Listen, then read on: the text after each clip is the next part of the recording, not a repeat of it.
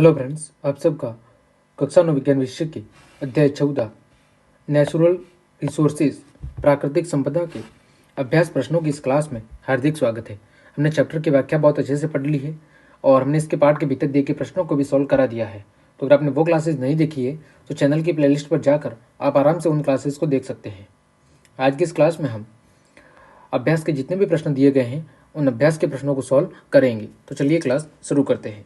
देखें, पहला प्रश्न दिया गया है, जीवन के लिए वायुमंडल क्यों आवश्यक है। यानी हमारे जीवन के लिए या सजीवों के जीवन के लिए वायुमंडल क्यों जरूरी है, इसकी आवश्यकता क्या है। तो देखें, पहला कारण है ऑक्सीजन श्वसन, ज्वलन एवं दहन के लिए जरूरी है। किसके लिए? ऑक्सीजन के लिए, श्वसन के लिए, ज्वलन के लिए और दहन के लिए वायुमंडल जरूरी है। दूसरा, प्रकाश संश्लेषण प्रक्रिया के लिए पौधों को जो CO2 है, कार्बन डाइऑक्साइड है, वो कहाँ से मिलती है? वायुमंडल से मिलती है। इसके लिए वायुमंडल जरूरी है। तीसरा, ओजोन परत हानिकारक अल्ट्रावायलेट किरणें यानी पराबैंगनी किरणों से हमारी क्या करती है? सुरक्षा करती है। यह परत इन किरणों को क्या कर लेती है? अवशोषित कर लेती है और पृथ्वी की सतह तक इन्हें पहुंचने से क्या करती है? रोकती है। अतः इन पराबैंगनी किरणों को रोकने के लिए हमारा वायुमंडल जरूरी है। अगला, इसमें ऑक्सीजन, कार्बन डाइऑक्साइड, नाइट्रोजन आदि गैसें पाई जाती है जो विभिन्न जैव प्रक्रियाओं के लिए क्या है? अनिवार्य है। तो विभिन्न जैव प्रक्रियाओं के लिए जो आवश्यक गैसें हैं वो समस्त गैसें हमारे वायुमंडल में पाई जाती है। अतः हमारे लिए वायुमंडल क्या है? जरूरी है। अगला, जल में घुलनशील CO2 किसका निर्माण करती है? कार्बोनेट का निर्माण करती है, जो जलीय जीवों के लिए कवच के निर्माण के लिए क्या होता है? जरूरी होता है। अतः वायुमंडल जरूरी है। फिर दिन के तापमान को अचानक बढ़ने से रोकता है और रात के समय ऊष्मा को बाहरी अंतरिक्ष में जाने से भी रोकता है। अतः पर्यावरण हमारे लिए क्या है? पर्यावरण या हम कह लें वायुमंडल, वो हमारे लिए क्या है? बहुत ही जरूरी है। इसके बिना हम जीवन की कल्पना नहीं कर सकते हैं। ठीक, आगे बढ़ते हैं। जीवन के लिए जल क्यों जरूरी है? अब इसकी चर्चा हमने पहले पाठ के भीतर दिए गए प्रश्नों में भी कर ली थी। चलिए एक बार फिर देख लेते हैं। तो पानी एक अद्भुत द्रव है जिसे सार्वविलायक कहा जाता है। यह पौधों और जंतुओं के शरीर में सभी चीजों को क्या करता है? घोलने का काम करता है। इसी कारण इसे क्या कहा जाता है? सार्वविलायक कहा जाता है। ये प्रश्न 1 नंबर में पूछा गया है कि सार्वविलायक किसे कहा जाता है, यानी जो सभी पदार्थों को घोलने का काम करता है। तो वो कौन है? जल है। अगला, जीवों के शरीर के भीतर पदार्थों का जो संवहन है, परिवहन है एक स्थान से दूसरे स्थान पर, वो घुली हुई अवस्था में यानी जलीय अवस्था में या द्रव अवस्था में ही होता है। ठीक है। अगला है, लगभग सभी प्राणियों को जीवित रखने के लिए किसकी आवश्यकता होती है? जल की आवश्यकता होती है। अगला, जल कुछ जंतुओं और पौधे हेतु किसका? आवास का कार्य भी करता है, क्योंकि कई सारे जलीय जीव और जलीय पादप जल के अंदर ही क्या करते हैं? रहते हैं, या वही उनका क्या होता है? आवास होता है। फिर हमारे शरीर के अंदर सभी कोशिकीय प्रक्रियाएं कौन से माध्यम में होती है? जलीय माध्यम में ही संपन्न होती है।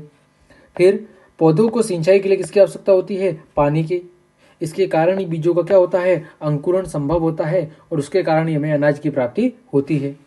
हमारे शरीर के भार का लगभग 70% भार किसके कारण होता है? जल के कारण होता है। फिर पानी का उपयोग हम पीने के लिए, नहाने, धोने, सफाई करने, मछली संवर्धन, दवाई बनाने जैसे अनेक कार्यों में करते हैं। इसके अलावा जो जलीय जंतु है जैसे मेंढक, मछली आदि जल में घुली हुई ऑक्सीजन द्वारा कौन सी क्रिया करते हैं? श्वसन क्रिया करते हैं। और प्रकाश संश्लेषण की क्रिया जिसके जरिए पौधे अपना भोजन बनाते हैं, उसके लिए भी जल क्या होता है? आवश्यक होता है। अतः हम कह सकते हैं कि जितना वायुमंडल हमारे लिए जरूरी है उतना क्या जरूरी है? जल। इसी कारण जल को क्या कहा जाता है? कि जल ही जीवन है। इसके बिना हम जीवन की कल्पना भी नहीं कर सकते। अगला प्रश्न है, जीवित प्राणी मृदा पर कैसे निर्भर है? क्या जल में रहने वाले जीव संपदा के रूप में मृदा से पूरी तरह स्वतंत्र है? पहला प्रश्न है कि जीवित प्राणी है वो मृदा पर कैसे निर्भर है।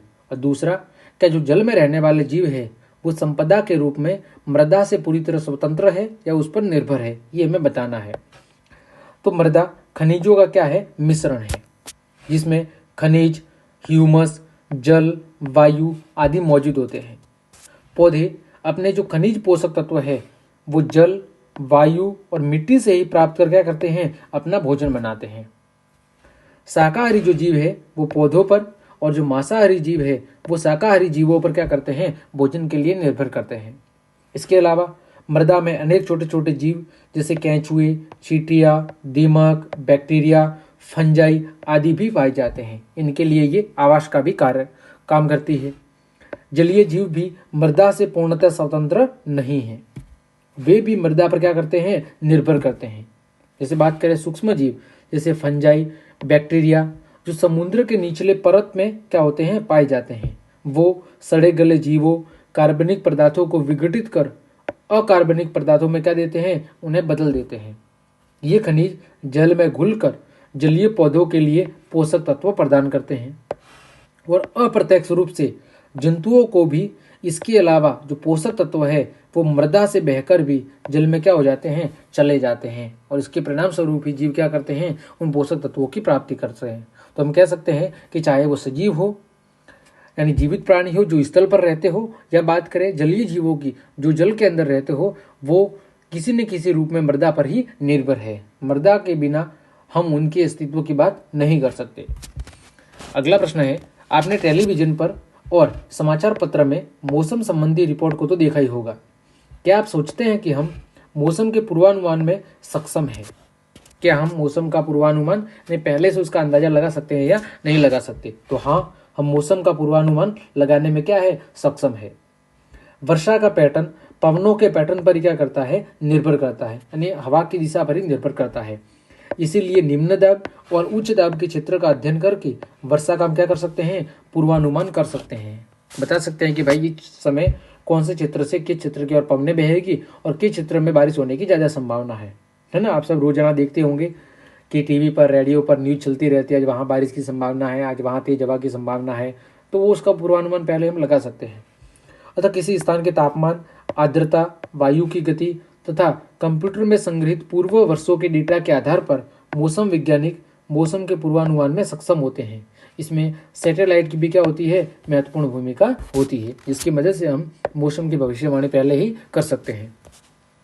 अगला प्रश्न है, हम जानते हैं कि बहुत सी मानवीय गतिविधियां जैसे वायु, जल और मृदा के प्रदूषण स्तर को क्या कर रही है, बढ़ा रही है।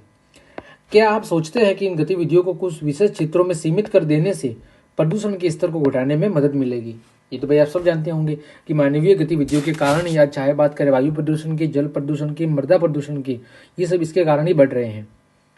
तो क्या हम इन गतिविधियों को कुछ विशेष क्षेत्रों में सीमित कर देने से प्रदूषण में कमी हो सकती है?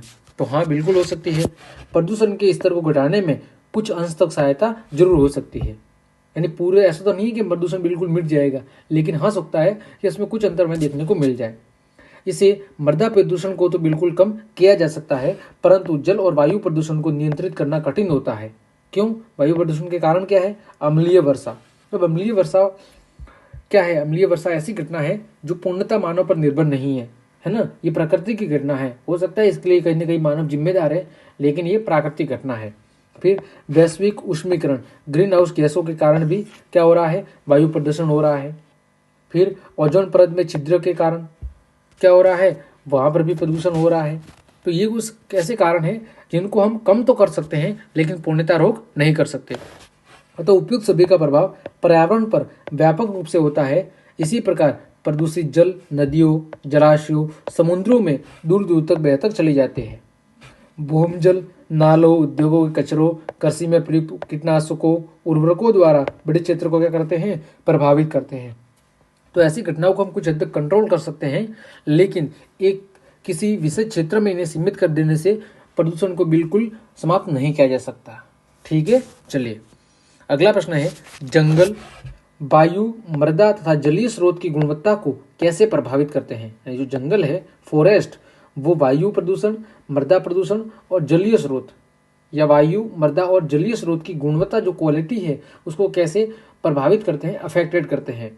देखें तो जंगल की भूमिका वायु में क्या है, देखो तो यह प्रदूषण को अवशोषित कर वायु का क्या करते हैं, शुद्धिकरण करते हैं। पहला काम, CO2 और ऑक्सीजन का समुचित अनुपात बनाए रखने में सहायक होते हैं, है ना। प्रकाश संश्लेषण की क्रिया के द्वारा ये वायुमंडल में कार्बन डाइऑक्साइड और ऑक्सीजन का जो एक रेशियो है जो अनुपात है उसको एक निश्चित बनाए रखने में मदद करते हैं। तीसरा, ये वाष्पोत्सर्जन क्रिया द्वारा बादल निर्माण तथा आसपास के परिवेश का तापमान क्या करते हैं, कम करने का काम करते हैं। तो इस तरह ये वायु में भूमिका निभाते हैं। अब बात करें मिट्टी या मृदा में कैसे भूमिका निभाते हैं उसकी क्वालिटी में, तो पौधों की जड़ें मिट्टी को मजबूती से क्या रखती है, जकड़े रखती है। फलतः ये मृदा अपरदन को क्या करते हैं, नियंत्रित करती है। दूसरा, मिट्टी की गुणवत्ता पौधों और जंतुओं के मृत अवशेषों के विघटन द्वारा ह्यूमस निर्माण से क्या होती है, अच्छी होती है, पेड़ पौधों की वृद्धि के लिए आवश्यक है। फिर मृदा के ऊपर वनस्पति होने के कारण मिट्टी के अंदर जो जल रिसाव क्या होता है, अच्छी तरह से होता है, जल को रिसने की क्षमता बढ़ जाती है, जिससे भूम जल में क्या होती है, भूम जल के स्तर में वृद्धि होती है। फिर भूमि का जो खिसकना है जिसे हम भूस्खलन कहते हैं, वो भी अगर जंगल ज़्यादा होंगे, वृक्षारोपण ज़्यादा होगा तो वो भी क्या होगा, वो भी बहुत ही कम हो गया, उस पर भी नियंत्रण किया जा सकता है। तो ये मिट्टी या मृदा की क्वालिटी में भी अपनी भूमिका निभाता है। अगला, जल में कैसे निभाता है, तो जंगलों के कारण या क्या होती है, वर्षा अधिक होती है, बाढ़ नियंत्रण में मदद मिलती है, भूम जल में वृद्धि होती है, और जल चक्र और पृथ्वी के तापमान का क्या रहता है, एक नियमन यानी संतुलन बना रहता है। तो इस प्रकार हमने आपके अभ्यास के जितने भी प्रश्न थे उन सभी प्रश्नों को अच्छे से सॉल्व कर लिया है। उम्मीद करता हूँ सारे प्रश्न आपको अच्छे से समझ में आए होंगे। तो क्लास देखने के लिए आप सभी को धन्यवाद। अगर आपको क्लास पसंद आई है तो फिर लाइक, कमेंट, शेयर और सब्सक्राइब जरूर कर दें। धन्यवाद।